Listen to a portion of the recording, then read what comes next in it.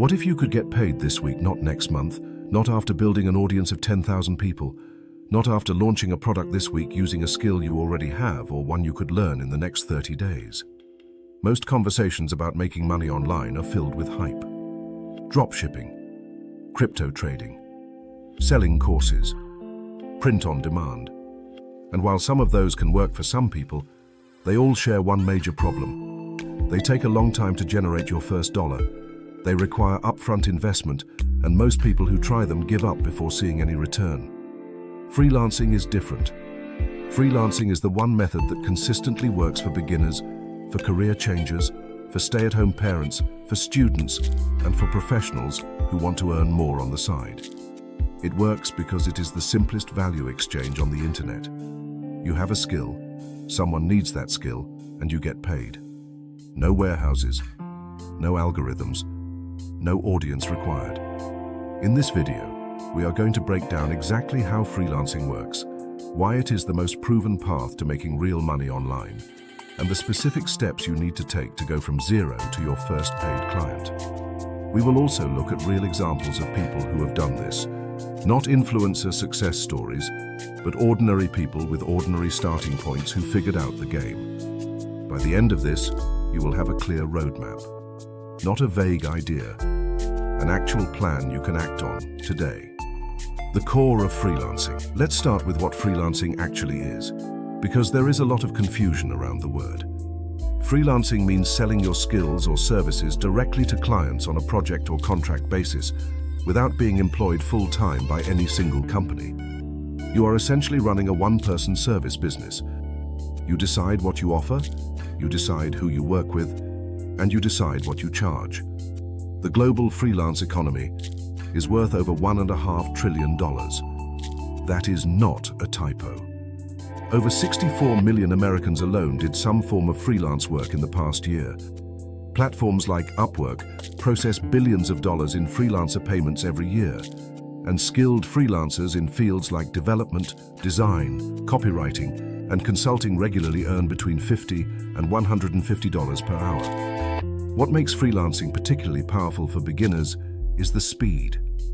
You do not need to build a following. You do not need to create content for months before seeing a return. You need one client, just one person willing to pay you for something you can deliver, and then another, and then another. That is the entire business model. The most in-demand freelance skills right now include writing and copywriting, graphic design, web development, video editing, social media management, virtual assistants, search engine optimization, and online advertising. But that list is not a ceiling. If you can teach something, organize something, build something, or communicate something clearly, there is a client somewhere who will pay you to do it. Step 1. Picking your skill. The first step is identifying one skill to lead with. Not 5, not 3, 1. The mistake most beginners make is trying to offer everything. They create profiles that say things like, I can write, design, edit videos, and manage your social media. That tells a potential client nothing. It actually makes you look less credible, not more versatile. Clients want specialists, not generalists, especially when they are hiring someone for the first time. So pick one thing. It does not have to be the thing you are most talented at. It has to be the thing you can deliver reliably and improve over time. Ask yourself what people in your life already ask for your help with. Ask yourself what tasks feel easy to you that seem hard to others. That gap is often where your marketable skill lives. And if you genuinely feel like you have no skills to offer right now, that is completely fine and completely fixable. Platforms like YouTube, Coursera, Skillshare, and even free resources on Google can make you job ready in a specific skill in under 30 days. People have learned the basics of copywriting in 2 weeks and landed their first paying client before finishing the course. The bar to entry is lower than you think. Step 2. Building your portfolio. Once you have your skill, you need a portfolio. And here is where most people get stuck, because they think you need paid work to show before anyone will hire you. You do not. Your portfolio just needs to demonstrate that you can do the work. That is it. It does not matter whether someone paid you for those samples or whether you created them to practice. If you are a writer, write 3 to 5 strong articles on topics relevant to your target clients. If you are a designer, design logos or brand identities for fictional businesses. If you are a video editor, find free footage online and cut a compelling 1-minute reel. If you are a virtual assistant, document a workflow you built or a process you organized. You do not need a fancy website. A clean Notion page, a simple Canva PDF, or even a Google Drive folder with your best work is enough to get started. The goal is to give a potential client something to look at so they can visualize what working with you would produce. Take Sarah, for example. She was a college student with no professional experience and no paid writing credits. She spent 2 weeks watching free copywriting tutorials on YouTube, wrote 5 practice blog posts on topics she understood, put them in a Google Doc, and linked that document in her Fiverr profile. Within 60 days, she had 12 repeat clients and was earning over $2,000 a month, working part-time around her classes. Her portfolio was made of spec work she created for practice, not for pay. It worked because it was good, and she was able to show it. Step 3. Choosing your platform. Now you need to go where clients are actively looking for help. The best platforms for new freelancers are Fiverr, Upwork, and LinkedIn. Each one works differently and attracts different kinds of clients, so understanding the distinction matters. Fiverr is the best starting point for most beginners. You create a service listing, set your price, and clients come to you. The platform is built for discoverability, and if you optimize your profile well with a clear description, a professional photo, and examples of your work, you can start getting inquiries within your first week. Upwork is better suited for longer-term contracts and higher-value projects.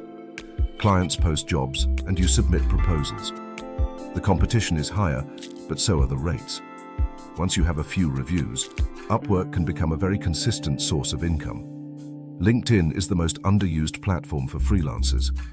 If your skill is in a professional or business context, writing, marketing, strategy, design, development, posting content on LinkedIn and optimizing your profile to reflect your services can bring inbound client interest without you ever having to pitch cold. The most important rule when starting out is to focus on one platform first. Get your first 5 reviews on Fiverr before you expand to Upwork. Build one strong profile before splitting your attention. Step 4.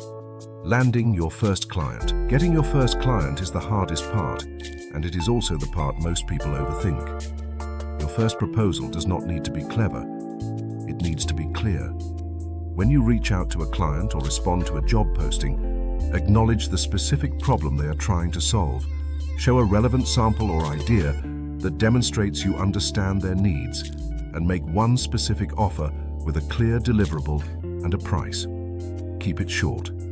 Under 150 words if you can. Sound like a human being, not a template. Clients can tell immediately when a proposal was copy-pasted, and it kills trust before the conversation even starts. Marcus was a graphic designer working in retail.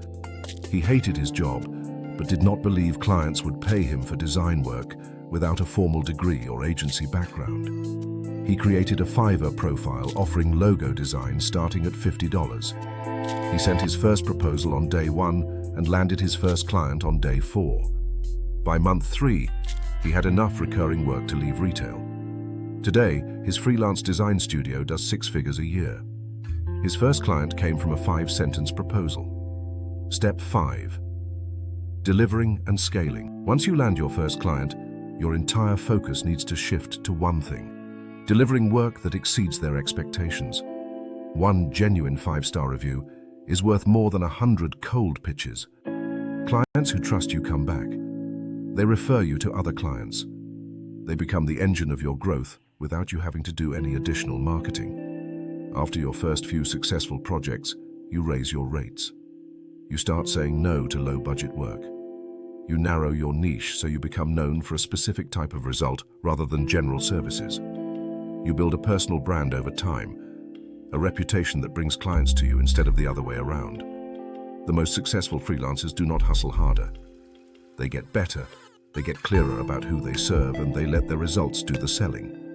Freelancing is not passive income. It requires real work. but it is one of the only methods of making money online where the path from zero to paid can be measured in days rather than months or years. You do not need a business plan. You do not need startup capital. You do not need 10,000 followers or a viral video. You need one skill, one clear offer, and the willingness to send that first message. If you have been sitting on a skill and telling yourself you will start when you feel ready, I want you to hear this clearly. You will never feel ready. The people who succeed at this are not more talented or more experienced than you. They just started before they felt ready. So start today. Pick your skill. Build 2 samples. Create a profile. Send 1 proposal before you go to bed tonight. Your first client is 1 message away.